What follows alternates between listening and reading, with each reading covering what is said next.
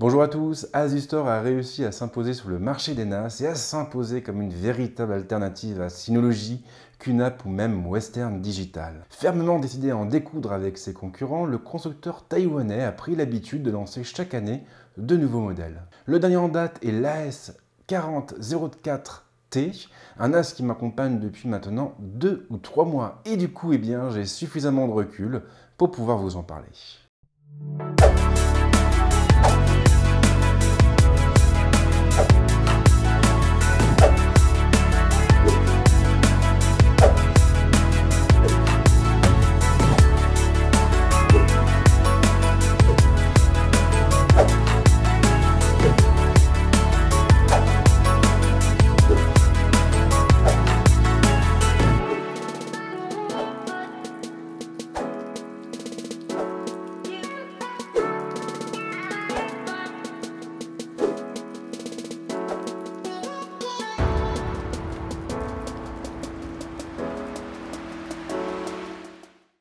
Alors on ne va pas se mentir, les NAS sont des produits un peu moins sexy que les smartphones, du moins pour le grand public.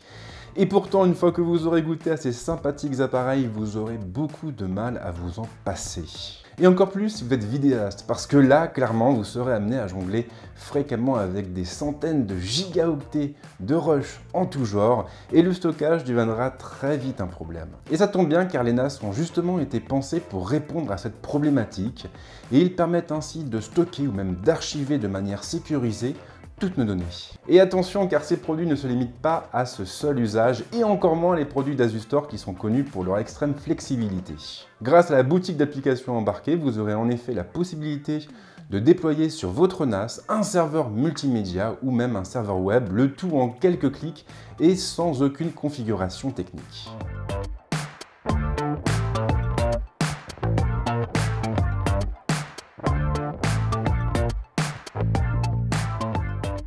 Histoire de démarrer du bon pied, on va attaquer directement avec le packaging et les accessoires. La S4004T est livrée dans une boîte sobre et minimaliste, une boîte qui comporte quelques visuels et qui présente certains des principaux atouts du NAS, comme son nouveau design par exemple, sa puce double cœur ou encore ses 2 Go de mémoire vive. En ouvrant la boîte, on se retrouve face à deux choses, le NAS d'un côté et une boîte en carton de l'autre. Cette dernière renferme tous les accessoires du NAS et Asustor s'est une fois de plus montré très généreux en la matière. En plus du transfo, la boîte contient ainsi 3 câbles Ethernet et la visserie qui nous permettra d'accrocher nos disques durs au rack. Les disques évidemment ne sont pas fournis et cela ne surprendra personne car il en va de même pour tous les constructeurs. En ce qui me concerne, sachez que j'ai utilisé pour ce test mes disques habituels, à savoir des Western Digital RAID de 3 Teraoctets.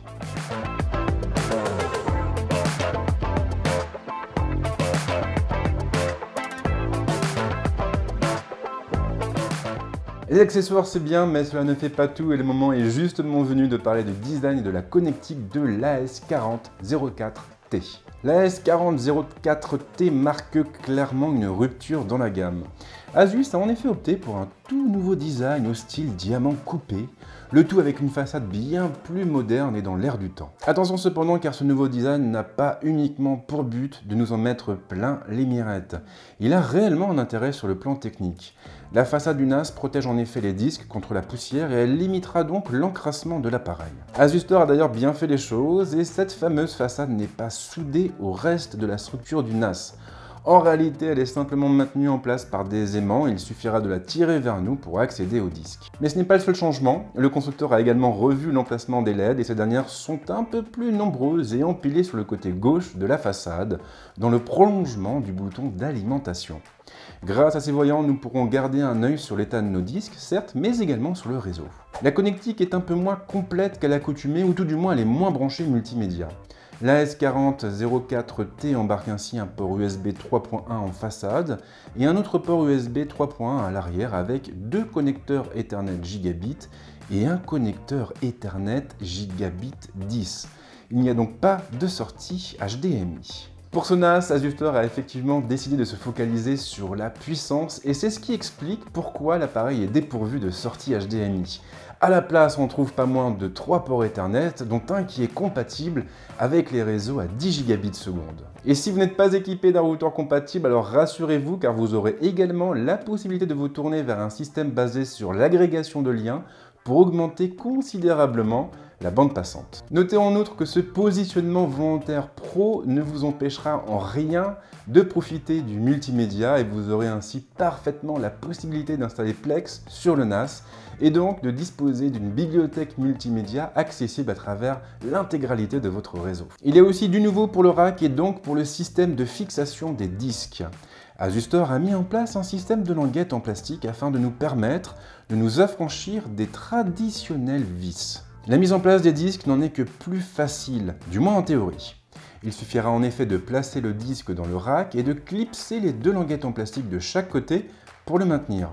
Dans les faits cependant, la mise en place n'est pas aussi simple qu'on pourrait le croire et il faudra ainsi s'assurer que le disque est bien placé dans le rack avant de tenter de remettre les languettes. Reste que si le système n'est pas parfait, il a au moins le mérite d'être ingénieux.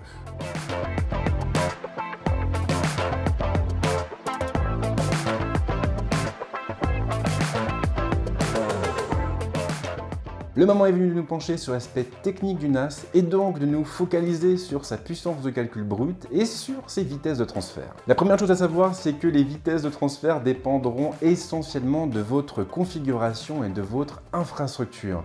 Il faut en effet savoir que certains RAID vont privilégier la vitesse, tandis que d'autres vont davantage s'axer sur la sécurisation des données. En ce qui me concerne, j'ai choisi de configurer l'AS4004T en RAID 5 pour éviter les mauvaises surprises. Comme à l'accoutumée, j'utilise des disques Western Digital et plus précisément des RAID. Ce ne sont pas forcément les plus rapides du marché, mais ils ont tout de même le mérite de ne m'avoir jamais laissé tomber. Côté réseau, on est sur du 1 gigabit par seconde et cela veut aussi dire que je n'ai pas été en mesure de tester les fonctions avancées du NAS. Il faut en effet rappeler que si ce dernier propose des vitesses maximales de 10 gigabits par seconde, il est nécessaire d'utiliser un routeur ou un switch compatible pour en bénéficier.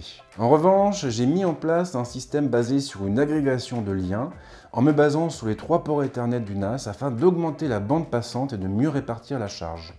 J'utilise en effet ce NAS pour stocker tous mes projets vidéo avec des transferts atteignant le plus souvent plusieurs centaines de gigaoctets. En théorie donc, le NAS est censé pouvoir atteindre les 3 gigabits par seconde en vitesse de transfert. Dans les faits, bien sûr, tout dépend de ce que vous transférez et surtout de la carte réseau de votre PC. La mienne est malheureusement limitée à 100 mégabits par seconde et je n'ai donc pas pu dépasser ce seuil. Un dossier de 74 Go regroupant tous les fichiers d'un petit projet Premiere Pro avec les rushs mettra ainsi en moyenne 12 minutes pour être transféré sur le NAS.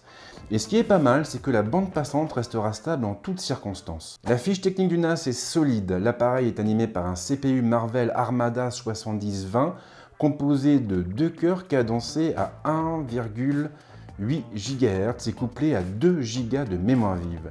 Il sera donc tout à fait en mesure de décoder des flux vidéo à la volée.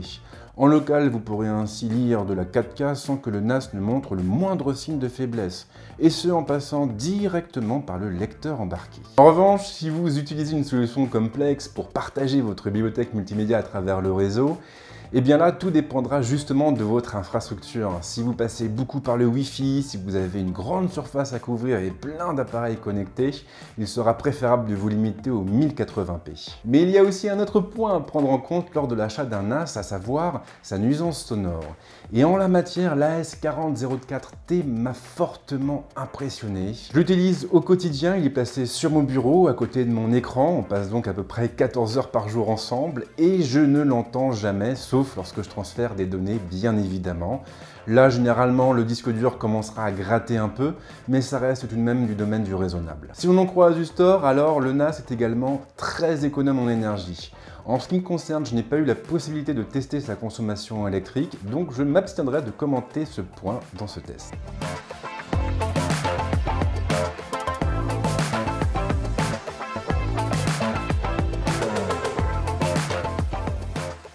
Asustor est connu pour l'extrême flexibilité de ses produits et l'AS4004T ne déroge clairement pas à la règle. Si vous avez déjà eu l'occasion de tester ADM, la plateforme d'Asustor, alors vous savez sans doute que cette dernière n'a pas vraiment de limite. Si elle intègre nativement tous les outils nécessaires au fonctionnement du NAS, elle est également livrée avec une boutique d'applications permettant de personnaliser l'appareil de fond en comble. Et attention, car cette boutique est en plus ouverte aux éditeurs tiers, ce qui fait qu'on trouve des dizaines et des dizaines d'outils dans ces rangs.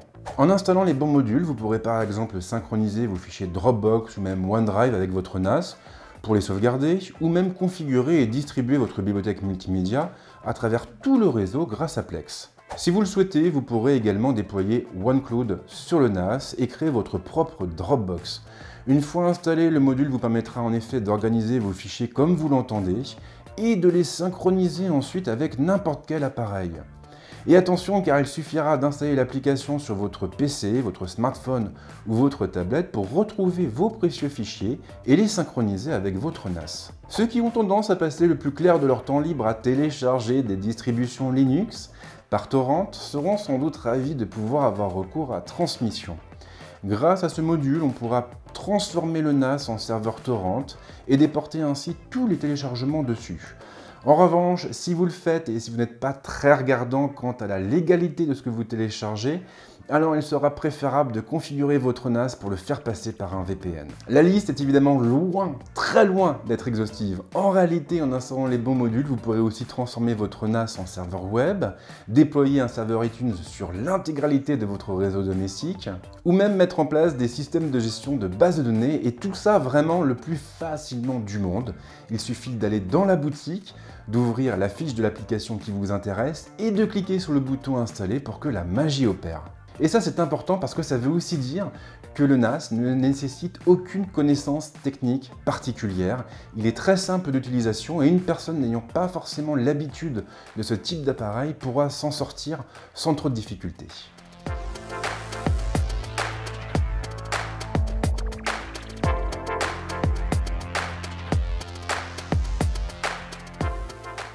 Il est bien loin le temps où il suffisait de quelques disquettes pour stocker l'intégralité de nos documents. Désormais, nous jonglons avec des dizaines de gigaoctets chaque semaine et il est donc impératif de définir une bonne stratégie en matière de stockage et de sauvegarde des données. Et encore plus lorsqu'on est un entrepreneur, indépendant, une TPE ou une PME. Là, la moindre perte de données peut avoir des conséquences désastreuses sur son activité. Alors c'est vrai, les solutions ne manquent pas, les services de stockage dans le cloud se sont considérablement démocratisés ces dernières années et le prix des disques durs internes a fondu comme neige au soleil. Maintenant, si vous voulez le fond de ma pensée, pour moi le NAS reste le meilleur moyen de stocker, de sauvegarder et d'archiver ces données. Totalement indépendants des PC, ils sont aussi beaucoup plus sécurisés grâce aux différents RAID proposés et pris en charge. Alors je ne connais pas toutes les marques, mais je peux au moins vous dire quelque chose, c'est que si ASUSTOR a réussi à me séduire, c'est avant tout pour la flexibilité de ses produits. Alors c'est vrai, durant tout ce test, je l'ai beaucoup utilisé ce terme, flexibilité, mais c'est vraiment l'impression qui se dégage de l'AS4004T et de toutes les autres gammes du constructeur. Contrairement à certaines firmes qui préfèrent se focaliser sur le stockage, et à d'autres qui s'articulent davantage autour du multimédia, ASUSTOR a fait le choix de nous proposer un produit configurable à loisir, et donc un produit qui est susceptible de répondre à une tonne d'usages différents. Peu importe donc que vous soyez consultant, vidéaste, photographe ou même branché DivX, l'AS4004T et les autres modèles de constructeurs sont suffisamment flexibles et versatiles pour répondre à chacun de ses besoins. Voilà, je vais m'arrêter là pour ce test. Comme d'habitude, si vous avez aimé la vidéo, n'hésitez pas à lâcher un petit like ou à vous abonner à la chaîne. Et puis bien sûr, si vous avez des questions, s'il y a des choses que vous voulez voir, que vous voulez savoir sur ce NAS, eh bien n'hésitez surtout pas à laisser un petit commentaire. J'essaierai de vous répondre le plus vite possible. En attendant, en tout cas, je vous souhaite de passer un bon week-end ou une bonne semaine. Et c'est promis, on se retrouve très vite avec d'autres vidéos. Ciao!